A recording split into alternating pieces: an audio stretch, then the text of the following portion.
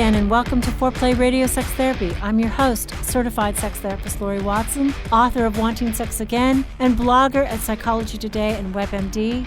And I have with me Dr. Adam Mathews, my co-host, who's a couples therapist, psychotherapist, and president of NCAMFT. Foreplay is dedicated to helping couples keep it hot. Each episode, we cover an aspect of sex that impacts your sex life and something that you can relate to. So if you find our discussions helpful, please give us a review on iTunes or Stitcher. We would love it if you would tell a friend about us. You can find us also on the web at foreplayrst.com. And if you have a comment or a topic that you'd like us to talk about, we'd love to hear from you. Please send them to us at info@foreplayrst.com. Thanks for listening. Now on to today's topic. Welcome to a holiday podcast. We're going to talk today about sex at the holidays and sexy gifts, and then later how to have sex when you're at your in-laws or your parents' house. Oh my goodness, yeah. That's a delicate one. So let's talk about the easier one. Okay, easier one first. Sexy gifts. Yeah, because I think, at the holidays, it's a gift-giving time, so it's natural to give gifts, but I think it's a great time, especially if your sex life is in a rut or if it's if there's some ways you want to spice it up or sex it up. Even just to stay connected.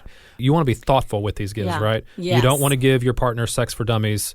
Right. That's not a good, that book is not, you want to talk about that purchase first. Or you don't want to give them, a gift that you already know is going to make them defensive, right? That's right. Something you've asked for and it's representative of that. And you've already had, arguments about it. Don't do that. Yeah, no. That would not be in the spirit of the holiday. Yeah, that's right. So what would be on your list, Laurie, of gifts that would be a great way? Sexy gifts. Sexy gifts. I'll tell a story. It was a bad Christmas, and I think it was a bad birthday. My birthday is in December, and I think my husband, it was early in our marriage, gave me bowls for Christmas and my birthday. Like household bowls. Household bowls that you use to cooking, mixing bowls type? One was these really special mixing bowls that I wanted, and then the other one was this great big bread bowl or something. I always refer back. That was not a sexy Christmas. Bowls. Right. The bowl Christmas. The bowl Christmas. Yeah. I definitely think that there should be something really personal between a husband and a wife on Christmas, something representative of their special relationship. And I think for me, tickets to a special event that you're going to go out together to. Yeah. One great Christmas, my husband took me to hear the Messiah. Handel's Messiah in concert for my birthday. And that was a fabulous gift, right? We spent time together. We went out to dinner.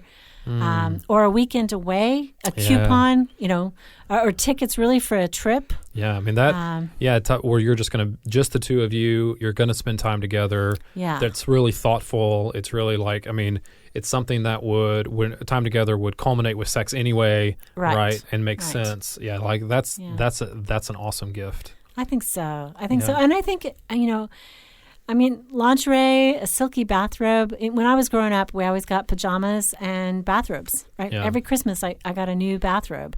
And I just think that's kind of an adult version of pajamas at Christmas. You get the lingerie, right? Yeah. I wonder, too, those gifts are exchanged one-on-one, right? That's not in front of the children. That's not an under the tree in front of the in-laws. That's Christmas Eve after the kids are in bed. You say, hey, I've got an early gift, or an early present for you to open. Not necessarily thinking Christmas Eve is going to be sex time because usually people are exhausted. But, here's something really special. Yeah, and I think that can be both ways, too.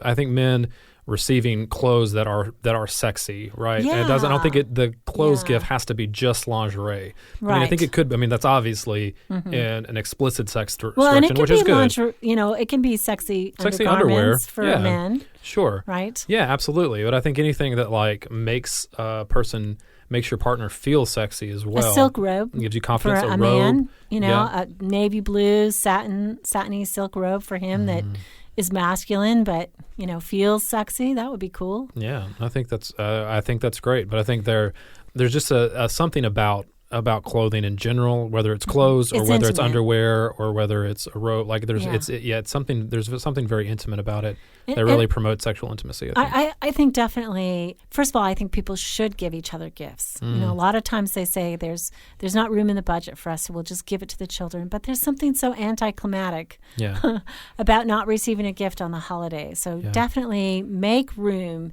to give your partner a lovely gift and something that's intimate and maybe representative or symbolic of your love life as well. Yeah, absolutely. I think there's a way to do this. I think you have to be careful about doing this, but I think that there's ways for books to be really sexy, right? Whether that's a more on the emotional love language side, a book of poetry that you can read together, or even a book about sex that promotes that you can read together. That's around a topic that you've already discussed together about ways that you want to improve your sex life for the coming year, right? So that symbolizes a commitment to your partner that you want to get better in this area, particularly if it's an area that they've expressed a need in, right? That you can say, hey, here, like, I'm committing to read this. Let's read this together. Let's do this together. Let's use this to really promote something that we both want, and that I'm showing that I want to meet your need in.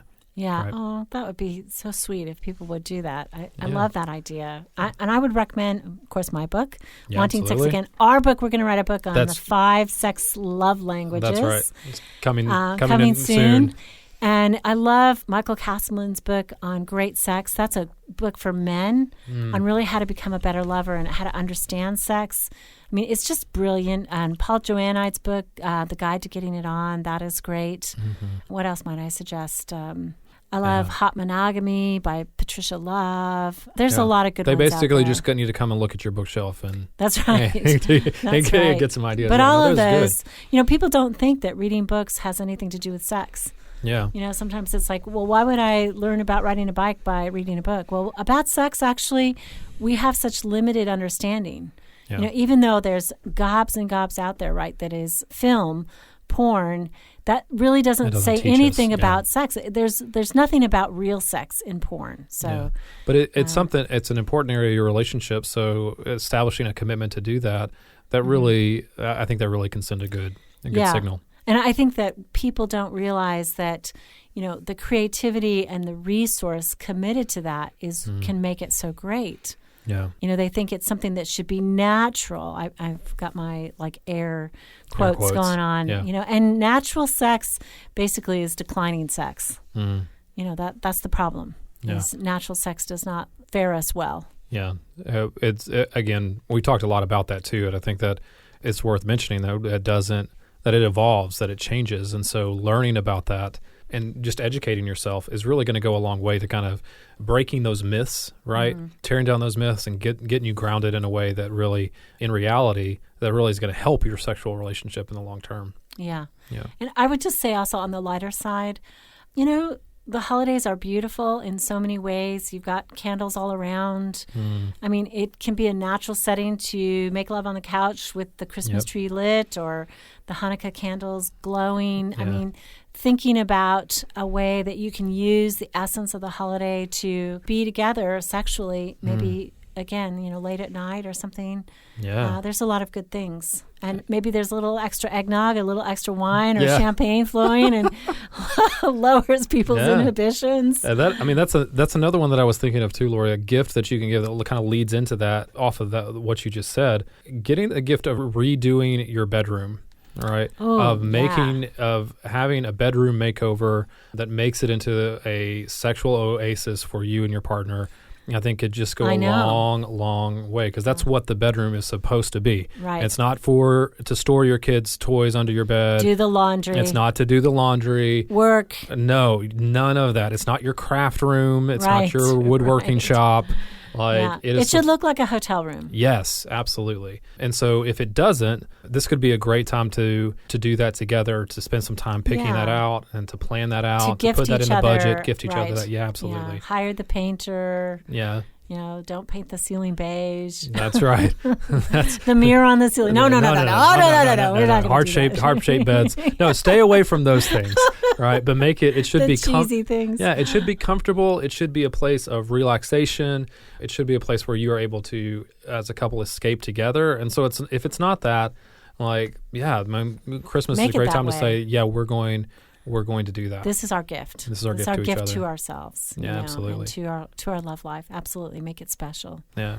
Oh, gifts. That's nice. Sexy gifts. Sexy gifts, man. I think I think that is such a great time to be intentional in your relationship. Mm-hmm. It's such a great time to really focus on each other and really be intentional about that, and to think about what would be a meaningful gift to your partner. Right. And I think your bowl example is so great, right? Poor Derek. Not to bag on Derek, but I've done the same thing before. Like, being intentional about what is meaningful to your partner goes a long way. I mean, that's sexy in and of itself, is knowing what your partner is. It's knowing them. Yeah, absolutely. Yeah, I always used to say, that the honeymoon is over when you can't think of a gift to give your partner. Mm-hmm. Like, in the beginning, it's so easy. You think of all these cool things that they would like and enjoy, and you put a lot of thought into it, and it's so exciting to give them a gift because you've really thought about it. I will say my husband this year is positively beside himself with the gift he's going to give me. I don't know what it is, but he's like, you are going to like it so much. He's like, I don't know if I can even wait till the holiday to give it to you. Well, isn't that so exciting for you, knowing that he's that excited about what he's given to you? That's awesome. Exactly. I know. That's awesome. That's good. Well, what do you say we come back after the break and talk about the other important aspect of the holidays, which is all the people that are traveling to parents' house and are wondering about what they're going to do, how they're going to stay connected sexually. Okay, we'll be right back.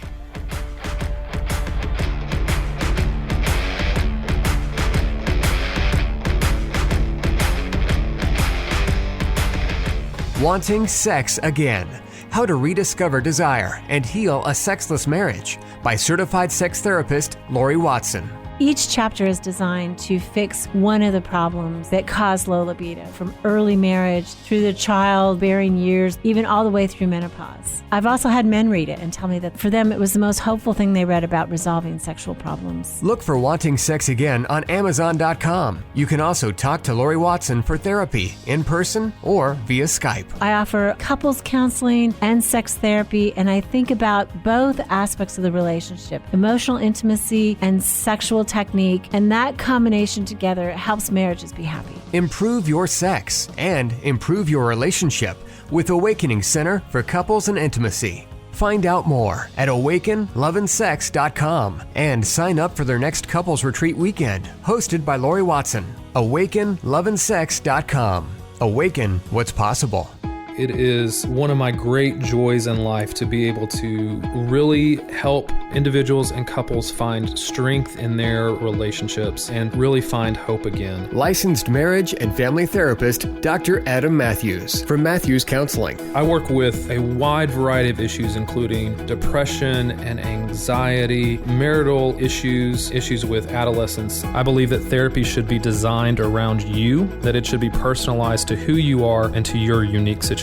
Therapy is available in office, online, and by phone. I want therapy to be comfortable for everyone. At our office, you'll find that we sit around a fireplace in deep, comfortable chairs, look at the problem differently, and offer practical solutions for you to take home and utilize outside of the therapy room. Schedule today and rediscover hope. You can find me on the web at matthewscounseling.net, Matthews with 1 T. You can contact us through email or phone and find a lot of resources on our website, matthewscounseling.net.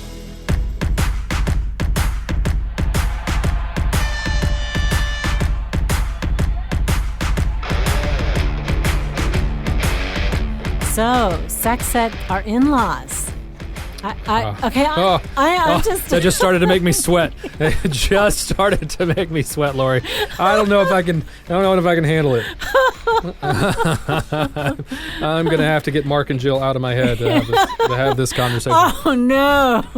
Don't think about your in-laws having sex, Adam. That is totally downregulated. Parents not even, I didn't even handle that. Okay.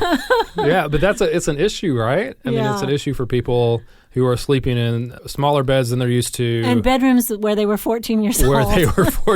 Bedrooms where they were 14, surrounded by posters. Stuff. Yeah, surrounded by all the teen heartthrob posters. Yeah, the old teddy bears. All the stuffed animals. The medals. That's right. All the, the swimming all the trophies. Yeah. The pink canopy beds. All the things that are absolutely not sexy, right? That don't turn you on. Yeah, and I think, there is this natural prohibition, right? Parents are often the ones saying, wait to have sex, don't have sex too soon, or they look at their precious children and don't see them as sexual beings, and so there's a lot of pressure. And like you just were laughing about your in-laws, we don't see our in-laws or our parents as sexual creatures. So going home on the holiday is, just rife with tension about sexuality. Yeah. We become sort of asexual. Yeah. And I think that's one of the reasons the holidays can be stressful and why couples fight over the holidays, right? It's because they're not intentional about staying connected. Because what you just said, it's naturally disconnecting, right? In some ways, because you go to these places and you're supposed to be asexual. You're not supposed to be, affectionate. You're not supposed to be. Yeah, there's a lot of different rules that you're encountering in your in-laws' family or they're encountering in your family, because we have unspoken rules that govern our sexual behavior, our affectionate behavior, our vocal behavior, right? Oh, even how we talk about it. Some families say, I love you easily, and other families don't. I love you is just this thing that doesn't ever get said. And so you come home and you want to say it to your partner, and suddenly you freeze up back in the old role of being, the kid in that family that had all those rules. Or even just like joking, like sexual jokes become less funny around your in-laws or your parents, right? And you can't even fully be yourself in that area. Yeah. All right? Yeah. I even as a sex therapist, I don't really talk about sex that much at home or anything. I'm just like any other parent, more cautious. But we were playing a game on a family weekend recently. We took the kids to the mountains and all our adult children, and we were playing this game called Catchphrase. And it's like charades, but verbal charades. Yep. It's really fun. And there was a prompt that came up, and I was supposed to describe it. And I said, all I can think of is like sexual things to say. And my kids were just like dying, but they were laughing. But it is like we don't cross those things necessarily in our families. So some families talk openly about it, and others are kind of clam shut. But like you said, the rules change. And so it can pull us apart. So I think staying sexually connected while you're there in ways. But maybe let's talk about some of the ways that can be done, that we can stay connected to our partners in some of these difficult situations as far as staying connected sexually goes. Well, first of all, I think what you said about being intentional. I think that intentionality is so important in a relationship for everything. And many times in the hustle and bustle of the holidays and getting there and the travel and the gift getting and wrapping, it's almost like the last thing on our mind to be thinking about, okay, how can I intentionally love my partner and be with them? It's like, are you kidding? The holidays are like the hardest time to be that way. Yeah. So how do we do it? Yeah. Well, I think one of the ways is our tried and true go-to suggestion, talk about it, right?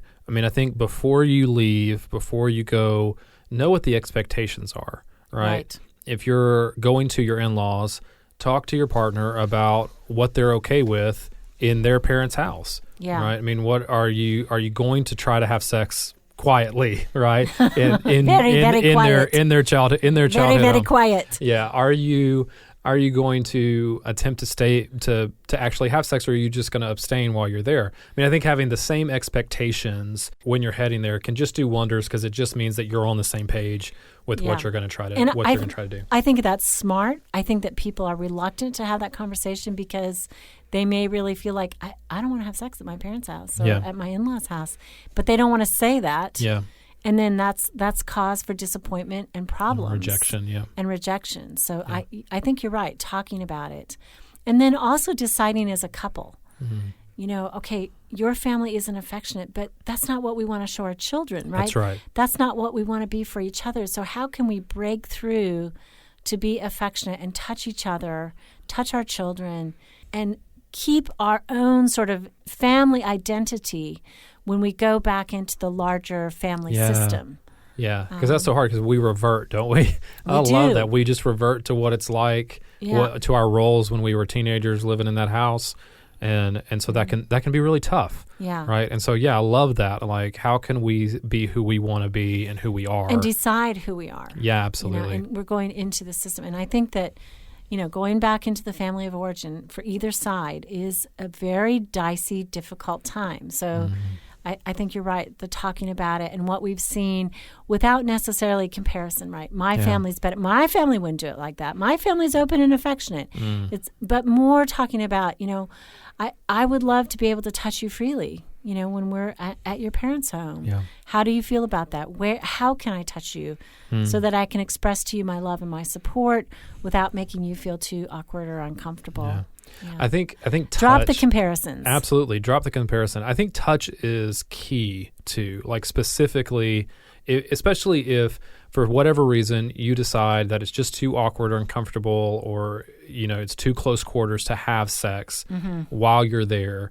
Like touch becomes mighty important to stay connected, right? It does. Because it means that differentiates you from being roommates, right? Yeah. And so it's a real boundary marker that you're in a relationship with somebody. You're in an adult relationship, yeah. I mean, sex is the adult part of us, right? Yeah, and so talking about the questions that you ask, but I think also just committing to, even when we're around our parents, our in-laws, we're going to be touching each other. We're going to, stroke backs, hold hands, cuddle on the couch. Like we're going to be a couple that touches and stays that way, especially if that's what's going to happen. And I think maybe then again the private gift exchange outside of the parents' view of the lingerie or the sexy gift or something, or coupon books. When we get home, wait, what I'm going to do to you, sort of thing. Absolutely. That would be good. I think an expression of love, a card at Christmas where you write in, or the holiday when you really write in your love and maybe your sexual ideas, so that you can know it's coming, even if we're not going to have it here. Although I really highly recommend that you get out of the family home alone. Yes. So that you can be a couple in the midst of this crazy immersion back into the family. Yeah. Come back and be alone some. Go out to dinner. I say rent a hotel room. Yeah. I really do think, you don't have to stay overnight to make use of that hotel room. Absolutely. Tell them you're going shopping. You got some final errands to do. Yep. And they don't have to see the packages. They That's don't, right. Just say, oh, we didn't find it. Yeah. Yeah. But get away, have sex, because a whole week at the in-laws without sex, without having that reconnection as a couple can be so disappointing. Absolutely. Yeah, and this is exciting. It's kind of like absolutely. Dirty it can be to different. Get away and do it. Yeah, absolutely. I think it's kind of fun. I think that secret. That planning that, go ahead, call ahead, book a hotel room for a couple hours, get that out of the way. So it's easy to do. You don't have to search for the hotel room. Once you get there. Pick a day, what's going to happen, and you can look forward to it. And you can anticipate it. And you cannot feel like, okay, I'm totally deprived. We're going home to her parents. I know I won't get sex. And then, your partner doesn't want to come along, right? Because it's like, well, why do that? That's not going to be any fun. That's right. So, having some anticipation would be lovely. Yeah, but I also love that anticipatory thing that you were talking about what's going to happen once we get back.